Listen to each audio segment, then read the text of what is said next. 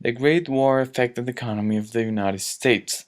There was a significant labor reduction, and a great fear started to grow in the Americans' heart. In 1920, blacks migrated to the North, the Promised Land, for political, economical, and social reasons. This was called the Great Migration. They wanted to escape from the lynching, the Jim Crow laws, and other injustices of the South, but they couldn't. Around 7 million African Americans migrated to the North.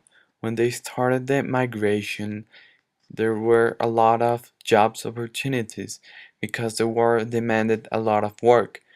But after the war, most of the jobs were not needed anymore. They started to occupy some works the whites used to have. This, plus the superiority feeling the whites used to have, the racism, produced a great resentment among them that later turned into violent confrontation between these two ethnic groups. Then the Red Scare was the fear generated among the Americans by the communism, especially from Stalin. President Wilson said that the American Negro returning from abroad will be our greatest medium in conveying Bolshevism to America. For them, the black people demands resembled the ideas of the Marxism. They couldn't allow this. So what happened was inevitable. The whites had to fight this so-called injustice. They generated a retaliation that was generic. That was a generic attack against any black. The whites were the ones that always attacked first. And in a lot of cases, the US military forces were the ones that attacked. Along the USA, there were 38 independent riots in different cities.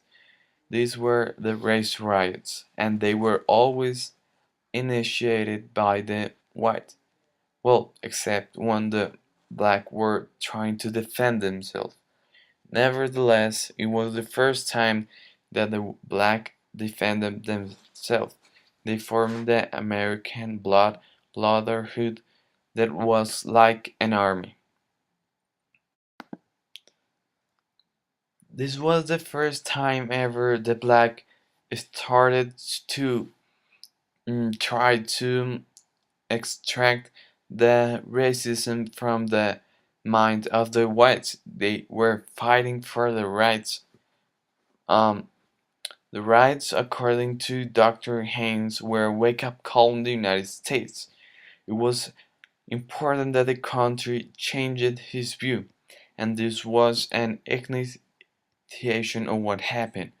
The riots were in Charleston, in Sylvester, in Putnam, in Monticello, in New London, Memphis, Annapolis, Mason, Bisbee, Scranton, Dublin, Philadelphia, Cosville, Tuscaloosa, Longview, Baltimore, Port Arthur, Washington, Norfolk, New Orleans, Darby, Hobson, Chicago, Newberry, Bloomington, Syracuse, Philadelphia, Hattiesburg, Turkana, New York, Ocmulgee, Knoxville, Omaha, and Elaine.